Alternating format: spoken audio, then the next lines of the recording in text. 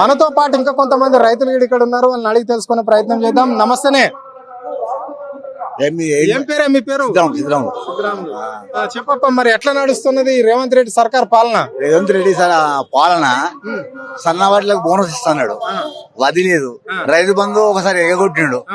ఇంట్లో గృహిణికి 2500 ఇస్తున్నాడు, అది లేదు. అది కౌలు రైతులకు 12,000 ఇస్తున్నాడు, అది బంధు. ఇంటికి 2500 ఒక మహిళ ఇస్తాడు. 6 హామీలలో ఒక్క హామీ సరిగా అమలు లేదు, ఉన్నది సగం ఇచ్చుడు లేదు. కళ్యాణ లక్ష్మి కింద తులం బంగారం ఇస్తున్నాడు, ₹1,00,000 తులం బంగారం ఇస్తున్నాడు. ఏదైనా ఒకటి అమలు కాలేదని ప్రభుత్వాన్ని డిమాండ్ చేస్తున్నాం మేము. వెంటనే ఇవన్నీ అమలు చేసి రైతు బంధు, ఈ బోనస్ ఇవ్వాలని మేము రాష్ట్ర ప్రభుత్వాన్ని డిమాండ్ చేస్తున్నాం. మరి ఎట్లా అనిపిస్తుంది ఇప్పుడు కాంగ్రెస్ పార్టీ 20 నెలల అధికారంలోకి వచ్చి 20 నెలల నుంచి రైతులకు ఏం మేలు చేసింది? పండుగ చేసుకోవాలి రైతులంతా అని చెప్పేసి రైతు భరోసా డబ్బులు వేసినాం, రుణమాఫీ చేసినాం అని చెప్పేసి కూడా రాష్ట్ర ముఖ్యమంత్రి ఇక్కడ రైతుల పండుగ కూడా చేయమని చెప్పాడు. రాలేదని చేయమంటున్నా, లోకల్ బాడీ ఎలక్షన్ వస్తుందేమో రైతు బంద్ చేసి అంతకంటే ఎక్కువ ఈకే బందే అన్నాడు. రైతు బందే మళ్ళీ కొత్తగా లాస్ట్ మన ఇచ్చి లాస్ట్ అన్నాడు. రైతు బంధు ఇయ్యాడు, బోనస్ ఇయ్యాడు. ఇప్పుడు మహిళలకు 2500 ఇస్తాను గృహిణికి, అవి లేదు. ఏమంటే పైసలు లేవంటున్నాడు, అన్ని తీవేస్తాడు, ఆయన అమ్ముకుంటాడు, అవసరం పడతాడు.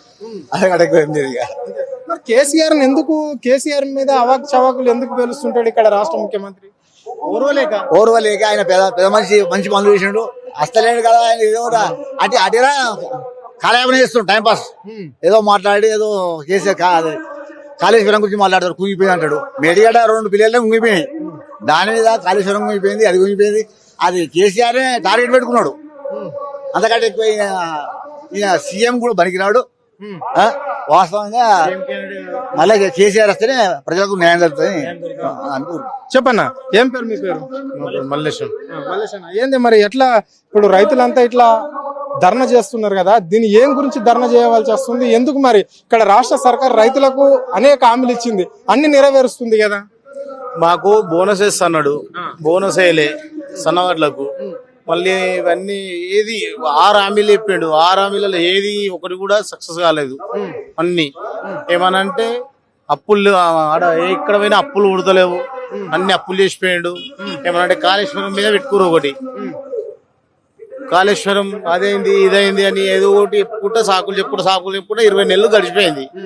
ఇప్పటి వరకు లోకల్ బాడీ ఎలక్షన్ లేవు, గ్రామ పంచాయతీలన్నీ ఎక్కడ కూడా డబ్బులు లేవు. గ్రామ పంచాయతీల ఎక్కడ చూడు చిమ్మని చీకటి, లైట్లు లేవు, ఎవ్వి లేవు ప్రతి విలేజ్లల్లా. గది పరిస్థితి.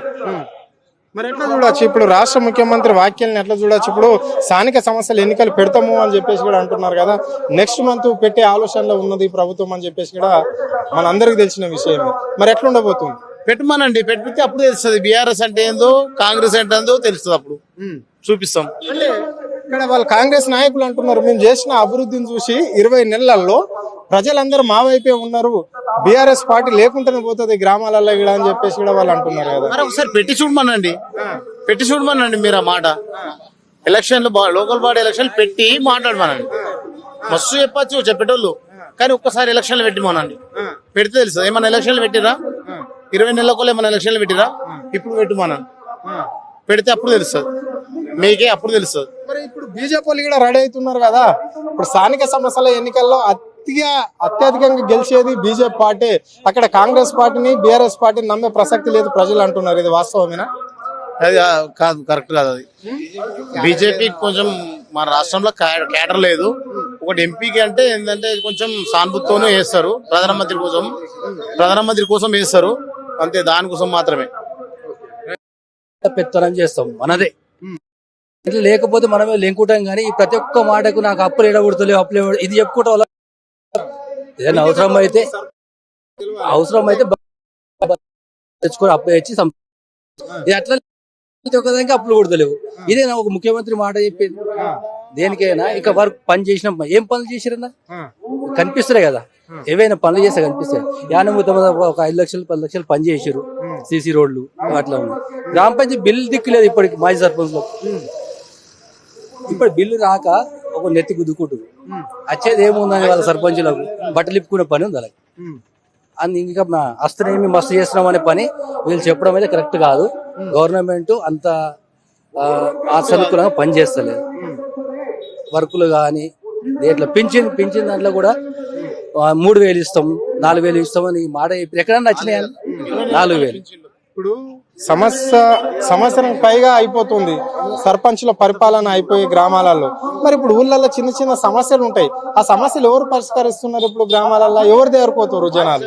ఇప్పుడు మళ్ళీ గీలే ఊళ్ళల్లో ఉన్న పెద్ద మనుషులు ఉంటారు కదా అన్న, పోతాం ఆ ఊర్లలోనే తెంపుకోవడం.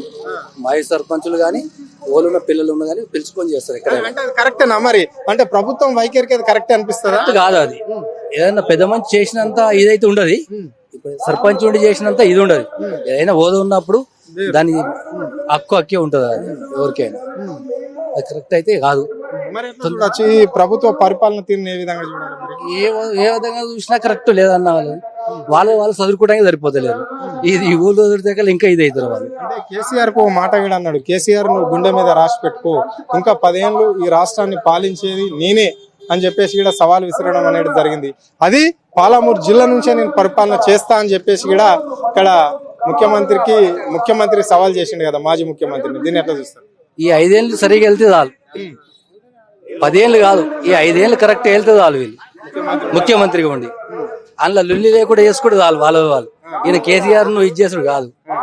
వాళ్ళు వెళితే పరిపాలన ఈ 5 ఏళ్ళు చేస్తే వాళ్ళే ముక్తం వాళ్ళకు. మేము కేసీఆర్ దాకా ఓకున్నా సరే, కేసీఆర్ అయినా చేసి నెక్స్ట్ పీరియడ్ కేసీఆర్ వచ్చే ప్రభుత్వం గవర్నమెంట్ వచ్చేది బీఆర్ఎస్ పార్టీ. దీనికి చెప్పండి అన్న, కాళేశ్వరం ప్రాజెక్టు ఓన్లీ కమిషన్ల గురించి కట్టిన ప్రాజెక్టు, రైతులకు ఎలాంటి ఉపయోగం లేదు అని చెప్పేసి కాంగ్రెస్ లో ఉన్న కింది క్యాడర్ నుంచి పై క్యాడర్ దాకా అదే మాట్లాడాలి. కొండపోషమ్మ గానీ, మాకు రంగనాయక సార్ కావచ్చు, మల్లన్న సాగర్ కావచ్చు, అన్ని మాకు లిఫ్ట్ ఇరిగేషన్ కేసీఆర్ చేసిన పనులు మంచి యథావిధిగా చేసిండు. రైతులకు అనుకూలంగా పనిచేసిండు కేసీఆర్ గారు. మనకు అందరు అధికారం ఉన్నప్పుడు అందరూ మంచిగా చేసిరు. యథావిధిగా మాకు రైతుల కోసం బాగా చేసాడు కేసీఆర్, గుర్తించాడు కేసీఆర్. రైతు బంధు కావచ్చు, రైతు బీమా కావచ్చు, చనిపోయిన రైతు బీమా కావచ్చు, మాకు అన్ని రకాలుగా కేసీఆర్ మంచి పని చేసిండు. మంచి యథావిధిగా కేసీఆర్ మంచి పని చేసిండని మా అభిప్రాయం. అంతే. మరి 6 గ్యారెంటీల ముచ్చట ఏంది గ్రామాలలో? 6 గ్యారెంటీలు అంటే 6 గ్యారెంటీలు 6 లేవు, ఏమీ లేవు సార్. 6 గ్యారెంటీలు మాత్రమే పేర్లు చెప్పిండు తప్ప గానీ అవి బుట్టకోరి మాటలే. రేవంత్ రెడ్డి చెప్పిన మాటలని బుట్టకోరి మాటలే. అది ఏమిటి పనికిరాని మాటలు. ఎన్నో 1,00,000 మార్గాలు చెప్పిండు, ఒక మార్గంగా చేసింది లేదు, ఏది చేసింది కూడా లేదు. అట్లా మాకేం చేసింది ఏం లేదబ్బా. ఈ ఒట్టి మాటలే, అన్ని డూబ్ మాటలు. మన అప్పు కోసం పోతే చెప్పల కాడ కావాలి కూర్చొని చెప్పలు ఎత్తుకుపోతామని మాట్లాడుతుండు రేవంత్ రెడ్డి. అంత దువ్వు. ఆయనతో కాని ప్రపంచమే చేస్తుండే.